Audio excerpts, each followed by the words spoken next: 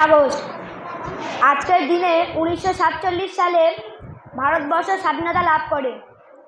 ভারতবর্ষ 200 বছরেরও বেশি সময় ধরে ইংরেজ শাসনের অধীনে ছিল। তারা ছিল অত্যন্ত নিষ্ঠুর ও অত্যাচারী। তাদের অত্যাচার সীমা ছাড়ালে ভারতীয়রা প্রতিরোধ গড়ে তোলে। ভারত মায়ের বীর সন্তানেরা তাদের মাতৃভূমির স্বাধীনতার জন্য মরণপণ লড়াই করেন। মাত্র 18 বছর বয়সে ক্ষুদিরাম বসু তার মাতৃভূমির লড়াইয়ের জন্য ফাঁসি কাটে আত্মবলিদান দেন। ভগৎ সিংয়ের সংগ্রাম জাগিয়ে তোলে প্রতিটি ভারতবাসীকে। নেতাজি সুভাষচন্দ্র বসু, মহাত্মা গান্ধী, ভগৎ সিং, মাস্টারদা সূর্য সেন,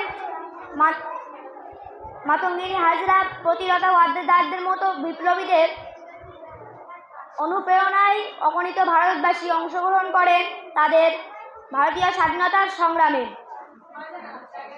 অনেক লড়াই ও আত্মত্যাগ ও রক্তপাতের বিনিময়ে 1947 সালে ভারতীয়রা লাভ করে তাদের আকাঙ্ক্ষিত স্বাধীনতা।